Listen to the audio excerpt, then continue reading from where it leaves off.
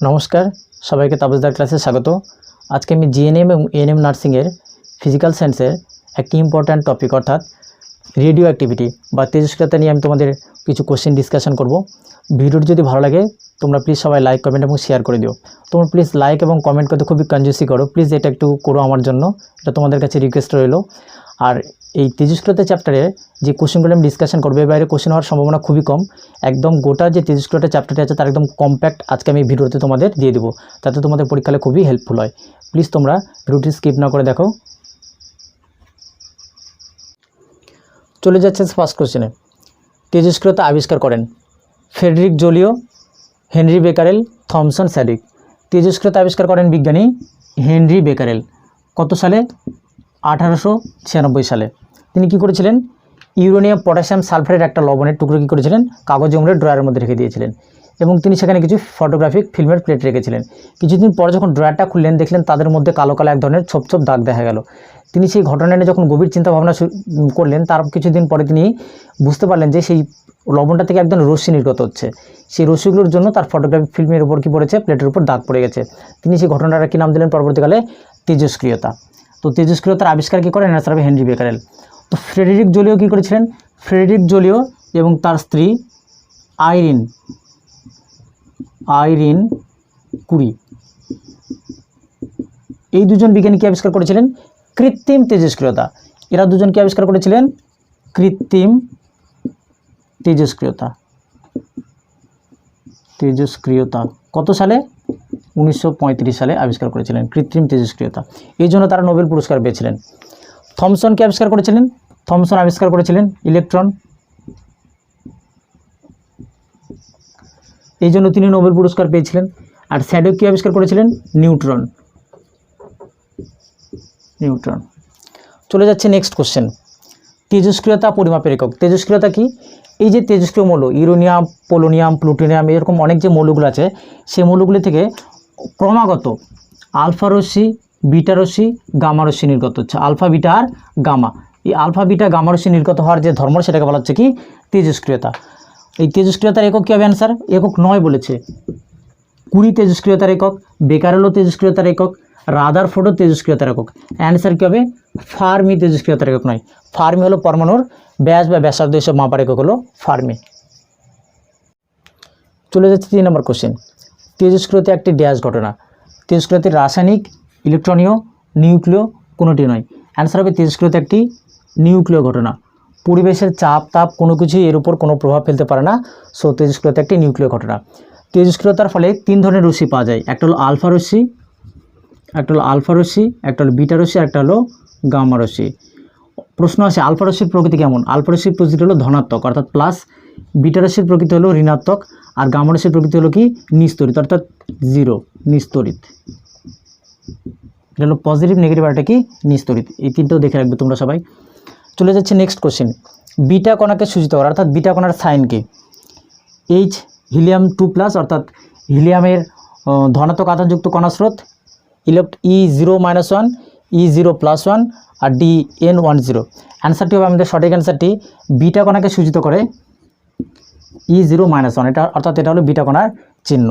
Beta কণা আসলে কি? বিটা কণা আসলে ইলেকট্রন কণার স্রোত যেটা পরমাণু নিউক্লিয়াস থেকে নির্গত হচ্ছে। আর হিলিয়াম এটা কার অ্যান্সার হবে? কোন কণার সাইন? অ্যান্সার হবে এটা আলফা কণা। কোন কণার সাইন? আলফা কণা। চলে যাচ্ছে 5 নম্বর কোশ্চেন। বলেছে তেজস্ক্রিয় মৌলে নিউট্রন ও প্রোটন সংখ্যার অনুপাত 1.5-এর বেশি, কম, সমান কোনটি নয়। সঠিক অ্যান্সারটা হবে নিউট্রন ও প্রোটন সংখ্যার অনুপাত। যে কোনো তেজস্ক্রিয় মৌলে নিউট্রন ও প্রোটন সংখ্যার অনুপাত 1.5-এর বেশি। যদি একটা এক্সাম্পল দেখি, ইউরেনিয়াম, তার ভর সংখ্যা 235, প্রোটন সংখ্যা 92। এটাকে বলে ভর সংখ্যা। কি সংখ্যা বলে? ভর সংখ্যা, অর্থাৎ এর মধ্যে প্রোটন আর নিউট্রন আছে। আর এটাকে বলে পারমাণবিক সংখ্যা বা প্রোটন সংখ্যা। উপরেরটা থেকে নিচেরটা অর্থাৎ ভর সংখ্যা থেকে যদি প্রোটন সংখ্যা বাদ দিই তাহলে আমি কী পাবো? তাহলে পাবো নিউট্রন সংখ্যা। নিউট্রন সংখ্যা কত পাবো? বাদ দিই। 5-এর থেকে 2 বাদ দিলে 3, 3 থাকলে 13, 9 আর 4 13 হাতে 1, 143। তো এখন আমাদের কি কাজ করতে হবে? নিউট্রন ও প্রোটন সংখ্যা। তাহলে উপরে লিখবো নিউট্রন, নিচে লিখবো প্রোটন। নিউট্রন কত আছে? নিউট্রন আছে 143, আর প্রোটন কত আছে? প্রোটন আছে 92। ভাগ করলে সবসময় কত পাবো? রেজাল্টটা কত থেকে বেশি পাবো? 1.5-এর থেকে কি পাবো? বেশি পাবো। তো আমাদের কি বলেছে? নিউট্রন প্রোটন সংখ্যার অনুপাত সবসময় কত বেশি পাবো, 1 থেকে 1.5 বেশি, এটা অ্যান্সার দাগ দেবো। নেক্সট কোশ্চেন চলে যাচ্ছি, ভেদন ক্ষমতার সব থেকে বেশি আলফা রশ্মি, বিটা রশ্মি, গামা রশ্মি কোনোটি নয়। এই যে 3টা রশ্মির কথা বলি, যেখানে সব থেকে ভেদন ক্ষমতা কার বেশি, সব থেকে ভেদন ক্ষমতা বেশি হলো গামা রশ্মি। আমি সিকোয়েন্সটা দেখিয়ে দিচ্ছি তোমাদের, ভেদন ক্ষমতার সিকোয়েন্স বা ভেদন ক্ষমতার ভেদন ক্ষমতার ক্রম। সব থেকে ভেদন ক্ষমতা বেশি গামা রশ্মি, তারপরে কার, তারপর হবে বিটা, তারপরে কার, তারপর হবে আলফা রশ্মি। আলফা রশ্মির ভেদন ক্ষমতা কম। আর যদি বলে ভর, কার ভর বেশি, ভর সব থেকে বেশি হবে আলফা রশ্মি, তারপরে হবে বিটা রশ্মি, তারপরে হবে গামা রশ্মি। আবার যদি পরীক্ষা এই কোশ্চেনটা দেয় গ্যাসকে আয়নিত করার ক্ষমতা কার বেশি, অর্থাৎ গ্যাসকে পজিটিভ আর নেগেটিভ আয়নে আয়নিত করার ক্ষমতা সব থেকে কার বেশি, তখন আবার এই সিকোয়েন্সটা হবে গ্যাসকে আয়নিত করার ক্ষমতা, গ্যাসকে আয়নিত করার ক্ষমতা কার বেশি, অ্যান্সার হবে আলফা রশ্মির সব থেকে বেশি, তারপরে বিটা, তারপরে গামা, অর্থাৎ এই সিকোয়েন্সটাই মেনটেন করবে। চলে যাচ্ছে 7 নম্বর কোশ্চেন, বলেছে তেজস্ক্রিয় মৌল সবশেষে যে মৌলে পরিণত হয়, সব শক্তি যেরকম সবশেষে তাপ শক্তিতে পরিণত হয়, সেরকম তেজস্ক্রিয় মৌলের বিঘটন ঘটতে করতে সেই মৌলটা লাস্টে যে মৌলতে পরিণত হয় সেটা হলো থোরিয়াম, টাংস্টেন, মলিবডেনাম, লেড। সঠিক অ্যান্সারটা হবে কি, সবশেষে সেই মৌলটি লেডে পরিণত হয়। লেডের সংকেত কি, পিবি লেড। নেক্সট কোশ্চেন চলে যাচ্ছি, ক্যান্সার চিকিৎসায় ব্যবহৃত হয়, তেজস্ক্রিয় মৌল থেকে আলফা বিটা, ইউরেনিয়াম, পোলোনিয়াম, এসব তেজস্ক্রিয় মৌল থেকে আলফা বিটা গামা রশ্মি নির্গত হয়, যেগুলো আমাদের শরীরের মধ্যে ঢুকলে ক্যান্সার হবে। তো আবার সেই ক্যান্সারকে ভালো করার জন্যই ক্যান্সার চিকিৎসায় ব্যবহৃত হয় কোন আইসোটোপ বা কোন মৌল, সোডিয়াম, তেজস্ক্রিয় কোবাল্ট, পোলোনিয়াম। সঠিক অ্যান্সার কী হবে, কোবাল্টের তেজস্ক্রিয় আইসোটোপকে ক্যান্সারের চিকিৎসায় ব্যবহার করা হয়। কোবাল্টের কোন তেজস্ক্রিয় আইসোটোপ, অ্যান্সার হবে কোবাল্ট 60। চলে যাচ্ছে 9 নম্বর কোশ্চেন, তড়িৎ ক্ষেত্র দ্বারা বিচ্যুত হয় না, অর্থাৎ যে রশ্মিগুলোর কাছে যদি তড়িৎ ক্ষেত্র আনা হয় বা রশ্মিগুলো যদি তড়িৎ ক্ষেত্রে নিয়ে যাওয়া হয় তাহলে বিচ্যুত হবে না বা সরে যাবে না। আলফা রশ্মি, বিটা রশ্মি, গামা রশ্মি, পজিট্রন। সঠিক অ্যান্সারটি কী হবে, গামা রশ্মি। কেন, গামা রশ্মি নিস্তড়িত, সো নিস্তড়িত জিনিসকে তড়িৎ ক্ষেত্রে নিয়ে গেলে কোনো বিচ্যুত হবে না। বাকি যে রশ্মিগুলো আছে সবগুলো কি তড়িৎযুক্ত, সো সেগুলো কী হবে, বিচ্যুত হবে। গামা রশ্মি ছাড়া আরেকটা রশ্মি আছে, সেটা হলো কি এক্স রশ্মি, এটাও তড়িৎ ক্ষেত্র দ্বারা কী হয় না, বিচ্যুত হয় না। নেক্সট কোশ্চেন চলে যাচ্ছি, তেজস্ক্রিয় বিকিরণের মধ্যে তড়িৎচুম্বকীয় তরঙ্গ, বিটা রশ্মি, গামা রশ্মি, এক্স রশ্মি, আলফা রশ্মি। তেজস্ক্রিয় বিকিরণ থেকে কি পাওয়া যায়, বিটা রশ্মি পাওয়া যায়, গামা রশ্মি পাওয়া যায়, আর আলফা রশ্মি পাওয়া যায়, এক্স রশ্মি পাওয়া যায় না, সো এটা আগে অপশান বাদ। এই 3টার মধ্যে কোনটা তড়িৎচুম্বকীয় তরঙ্গ, অ্যান্সারটা হবে গামা রশ্মির তড়িৎচুম্বকীয় তরঙ্গ। বাকি যে বিটা রশ্মি আর আলফা রশ্মি আছে এটা তড়িৎচুম্বকীয় তরঙ্গ নয়। নেক্সট কোশ্চেন চলে যাচ্ছি, পুরাতাত্ত্বিক বয়স নির্ণয়ে ব্যবহৃত হয়। পুরাতাত্ত্বিক বয়স মানে পৃথিবীর হয়তো পুরনো কোনো প্রাচীন গাছ বা কাঠ বা কোনো জীবাশ্ম, এরকম প্রাচীন যে কোনো কিছু জিনিস বয়স নির্ণয় করতে কোন জিনিসটা ব্যবহার করা হয়, কার্বন, রেডিয়াম, ইউরেনিয়াম, কোবাল্ট। সঠিক অ্যান্সারটি কী হবে, কার্বনের আইসোটোপ ব্যবহার করে। কার্বন কি, কার্বন 14 আর কার্বন 12, এই দুটো আইসোটোপের অনুপাত থেকে প্রাচীন জিনিসটার বয়স জানা যায়। সেই প্রসেসটাকে কী বলা হয়, প্রসেসটাকে বলা হয় রেডিও কার্বন ডেটিং প্রসেস। প্রসেসটার নাম কি, radio carbon dating process. Carbon 14 এবং কার্বন 12 যে অনুপাত সেটা থেকে বোঝা যায়। রেডিয়াম, ইউরেনিয়াম, কোবাল্ট এসব ইউজ করা হয় না। চলে যাচ্ছে 12 নম্বর কোশ্চেন, আলফা রশ্মির ভর সংখ্যা 2, 4, 6, 7। আলফা রশ্মির চিহ্ন কি, হিলিয়াম। হিলিয়াম কত, 2+, অর্থাৎ আলফা রশ্মি হলো হিলিয়াম কণার স্রোত, ধনাত্মক আধানযুক্ত হিলিয়াম কণার স্রোত। হিলিয়ামের ভর সংখ্যা কত, হিলিয়ামের ভর সংখ্যা হলো 4 আর প্রোটন সংখ্যা কত, 2। আমি তো প্রশ্ন জানতে চাইছি ভর সংখ্যা, তাহলে হিলিয়ামের ভর সংখ্যা কত, 4। ভর সংখ্যা মানে proton plus neutron, so answer হবে বি নম্বর অপশান 4। সি নম্বর 13 নম্বর কী বলেছে, মৌলের নিউক্লিয়াস থেকে, যে কোনো মৌলের নিউক্লিয়াস থেকে, তেজস্ক্রিয় মৌলের নিউক্লিয়াস থেকে আলফা কণা বেরিয়ে গেলে কি ঘটে, তেজস্ক্রিয় মৌল থেকে আলফা, বিটা, গামা যেটাই নির্গত, কোথা থেকে নির্গত হয়, পরমাণু নিউক্লিয়াস থেকে। সেই আলফা রশ্মি যদি বেরিয়ে যায় তাহলে কি ঘটনা ঘটবে, ওই যে নতুন মৌলটা সৃষ্টি হয় পারমাণবিক সংখ্যা 1 একক বেড়ে যাবে, ভর সংখ্যা 4 একক বেড়ে যাবে, পারমাণবিক সংখ্যা 2 একক কমে যাবে। ডি নম্বর বলেছে কোনোটি নয়। যে কোনো একটা তেজস্ক্রিয় মৌল, সাপোজ মৌলটার নাম এক্স, যার 239 হলো ভর সংখ্যা, প্রোটন সংখ্যা হলো 92। এখান থেকে যদি আলফা কণা বেরিয়ে যায় তাহলে আলফা কণা বেরিয়ে গেলে কি ঘটনা ঘটে, আমরা যে আলফা কণা বেরিয়ে গেলে উপরে যে ভর সংখ্যা থাকে সেটা হলো 4 একক কমে যায়, আর নিচে যে প্রোটন সংখ্যা থাকে সেটা কি কমে যায়, 2 একক কমে যায়। নতুন যে মূলটা হবে তার নাম আমি নাম দিচ্ছি এ। তাহলে কত কমে যাবে, উপরটা 239 থেকে 4 কমে গেলে কত হবে, আর 92 থেকে 2 কমে যাবে, তাহলে 92 থেকে 2 কমে গেলে হচ্ছে 90, আর 239 থেকে কমে গেলে হচ্ছে 235। বুঝতে পারা যাচ্ছে তো? অর্থাৎ উপরে ভর সংখ্যা 4 একক কমে যাবে আর প্রোটন সংখ্যা 2 একক কমে যাবে, অর্থাৎ 90 হয়ে যাবে। সো আমাদের অপশান কি আছে, আলফা কণায় বেরিয়ে গেলে পারমাণবিক সংখ্যা 2 একক কমে যাবে। So C number option right, C number option right. A number option বলেছে পারমাণবিক সংখ্যা 1 একক বেড়ে যাবে। কখন পারমাণবিক সংখ্যা 1 একক বেড়ে যাবে, যদি বিটা কণা নিঃসৃত হয়, কোনো মৌলের নিউক্লিয়াস থেকে, তেজস্ক্রিয় মৌলের নিউক্লিয়াস থেকে যদি বিটা কণা নিঃসৃত হয় তখন পারমাণবিক সংখ্যা 1 একক বেড়ে যাবে। অর্থাৎ যদি 92 থাকে হয়ে যাবে কত, 93। আর নিউট্রন যদি নিঃসৃত হয়, নিউট্রন বলছে কেন, গামা রশ্মি যদি নিঃসৃত হয় তাহলে কোনো ভর সংখ্যা বা পারমাণবিক সংখ্যার কোনো চেঞ্জ হবে না। চলে যাচ্ছি 14 নম্বর কোশ্চেন।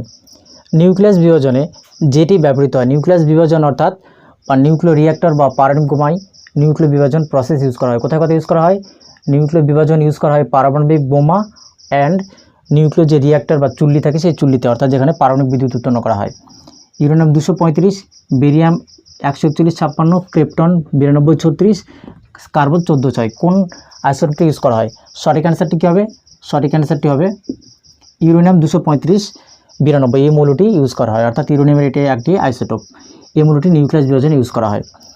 নেক্সট কোশ্চেন বলেছে 15 নম্বর, নিউক্লিয় চুল্লিতে মডারেটরের কাজ। নিউক্লিয় চুল্লিতে মডারেটর হিসাবে কি ইউজ করা হয়, মডারেটর হিসেবে ইউজ করা হয় গ্রাফাইট, আর কি ইউজ করা হয়, ভারী জল। ভারী জলের সংকেত D2O। সাধারণ জলের থেকে আণবিক ভর বেশি। তো মডারেটরের কাজ কি, নিউট্রনের গতি হ্রাস করা, নিউট্রনের গতি বৃদ্ধি করা, নিউট্রন শোষণ করে নেওয়া, নিউট্রন নিঃসরণ করে দেওয়া। সঠিক অ্যান্সারটি হবে মডারেটরের কাজ কী হলো, মডারেটরের কাজ হলো নিউট্রনের যদি গতি বেশি থাকে সেই গতিটাকে কী করে দেওয়া, কমিয়ে দেওয়া, অর্থাৎ গতিটাকে হ্রাস করে দেওয়া হলো এর কাজ। হাইড্রোজেন বোমা কোন নীতির উপর ভিত্তি করে তৈরি? অ্যান্সার হবে নিউক্লিয় সংযোজন।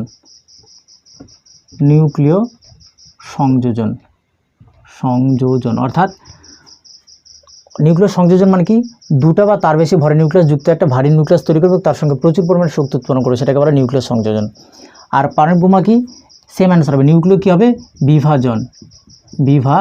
নিউক্লিয় বিভাজন কি, একটা ভারী নিউক্লিয়াস থাকবে, সেটাকে যদি নিউট্রন দ্বারা আঘাত করা হয় সেখান থেকে প্রচুর পরিমাণে শক্তি এবং 2 বা তার বেশি মৌল উৎপন্ন হয়, সেটাকে বলা হয় নিউক্লিয় বিভাজন। এই নিউক্লিয় বিভাজন প্রসেসের উপর ভিত্তি করে কি তৈরি হয়েছে, পারমাণবিক বোমা। নেক্সট চলে যাচ্ছে, এর উপরে ভিত্তি করে একটা জিনিস তৈরি হয়েছে, সেটা হলো কি, নিউক্লিয় চুল্লি। একটু আগে বলেছিলাম আমি নিউক্লিয় চুল্লি।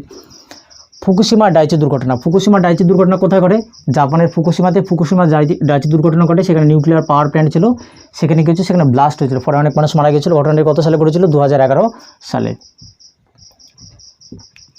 সেরকম আরেকটা ঘটনা ঘটেছিল চেরনোবিল। কোথায় চেরনোবিল অবস্থিত, রাশিয়ার ইউক্রেনে। আগে ছিল USSR অর্থাৎ United states of Soviet Russia, United states of Soviet Russia, অর্থাৎ অবিভক্ত রাশিয়ার সময় যে ইউক্রেন ছিল, রাশিয়ার ইউক্রেন, সেখানে দুর্ঘটনা ঘটেছিল চেরনোবিল দুর্ঘটনা। সেখানেও ওই একই কেস ঘটেছিল। কত সালে ঘটনাটি ঘটেছিল, 1986 সালে। নেক্সট কোশ্চেন চলে যাচ্ছি, সূর্য ও নক্ষত্রের মধ্যে ঘটে চলা বিক্রিয়া। সূর্য এবং নক্ষত্রের মধ্যে যে বিক্রিয়াটা ঘটে চলেছে, নিউক্লিয় সংযোজন আর বিভাজন, এই দুটোর মধ্যে যে কোনো একটা হবে। সঠিক অ্যান্সারটি হবে নিউক্লিয় সংযোজন।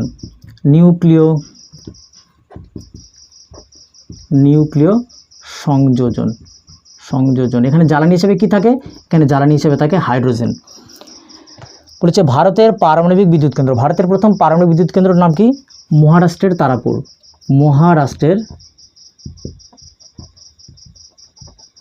তারাপুর। এছাড়া আরও ভারতে অনেক বিদ্যুৎ কেন্দ্র আছে, কুদানকুলাম বা অন্যান্য জায়গায়, তোমরা সেগুলোর নাম অবশ্যই দেখে রাখবে, পরীক্ষায় আসতে পারে। পারমাণবিক চুল্লি, তাপবিদ্যুৎ উৎপন্ন করার সময় কি হয়, কয়লা, পেট্রোল, ডিজেল এগুলোকে পুড়িয়ে তাপ উৎপন্ন করা হয়, সেটাকে বিদ্যুৎ শক্তিতে কনভার্ট করা হয়। ঠিক সেরকম কোনো তেজস্ক্রিয় পদার্থ থেকে পুড়িয়ে যখন বিদ্যুৎ উৎপন্ন করা হয় সেটাকে বলা হয় পারমাণবিক বিদ্যুৎ, আর সেটা যেখানে করা হয় সেটাকে বলা হয় পারমাণবিক চুল্লি। এই পারমাণবিক চুল্লিতে কী করা হয়, জ্বালানি হিসাবে ইউরেনিয়াম ইউজ করা হয়। কী ইউজ করা হয়, ইউরেনিয়াম 235-92 এর একটা আইসোটোপ ইউজ করা হয়, যেটাকে জ্বালানি হিসেবে ইউজ করা হয়।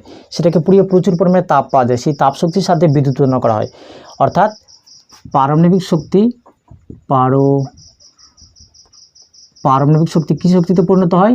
অ্যান্সার হবে বিদ্যুৎ শক্তি বা তড়িৎ শক্তিতে। তড়িৎ শক্তিতে এই প্রসেসটাকে বলা হচ্ছে কি? পারমাণবিক চুল্লিতে এই প্রসেসটা করছে।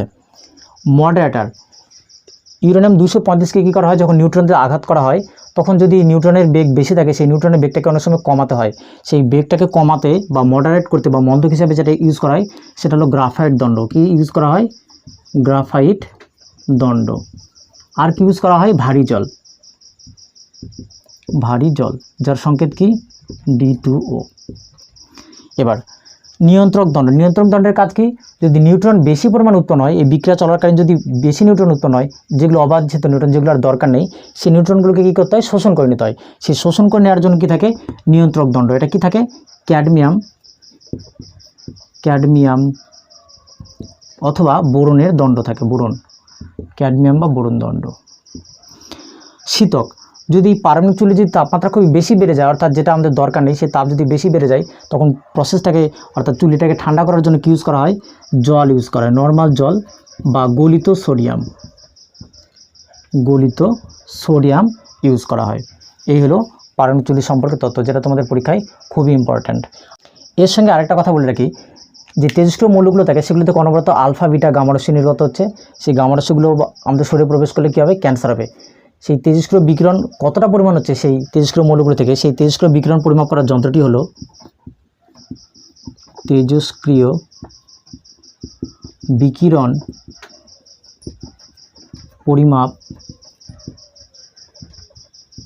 পরিমাপক যন্ত্রটার নাম কি? গাইগার মুলার।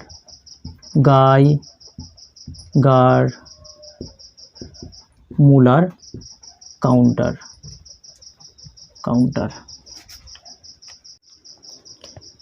পারমাণবিক বোমার আবিষ্কারক, খুবই ইম্পর্ট্যান্ট কোশ্চেন। আবিষ্কারককে রবার্ট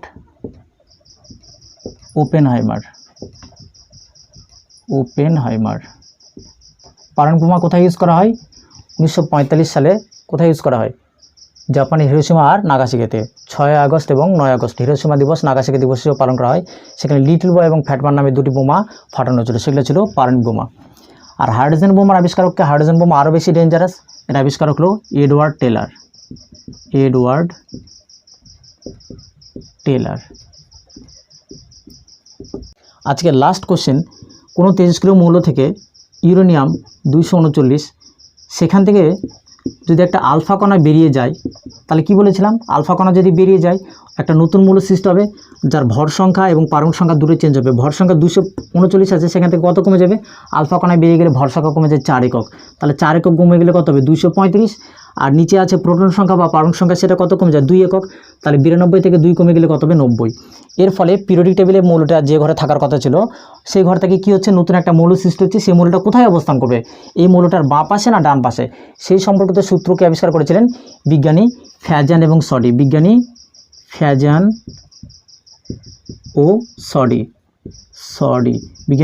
এবং সডির গ্রুপ সরণ সূত্র। সূত্রটার নাম হলো বিজ্ঞানী ফ্যাজান এবং সডির গ্রুপ সরণ সূত্র। পরীক্ষা যদি আসে তোমাদের গ্রুপ সরণ সূত্রটি কার, তখন তোমরা কিসের টিক দেবে? ফ্যাজান এবং সডি, এই দুজন বিজ্ঞানী আবিষ্কার করেছিলেন। আজকে এই পর্যন্তই। ভিডিওটি যদি তোমাদের ভালো লাগে প্লিজ সবাই লাইক, কমেন্ট এবং শেয়ার করে দিও। যারা এখনও চ্যানেলটি সাবস্ক্রাইব করনি প্লিজ চ্যানেলটি সাবস্ক্রাইব করে দিও। আর এই ভিডিও ডিসক্রিপশন বক্সে আমি টেলিগ্রাম চ্যানেলের লিঙ্ক দিয়ে থাকবো, তোমরা সেখান থেকে টেলিগ্রাম চ্যানেলে জয়েন করে নাও, কারণ সেখানে আমি অনেক এই জাতীয় কোশ্চেন সাপ্লাই করে থাকি। সবাই ভালো থাকো, সুস্থ থাকো।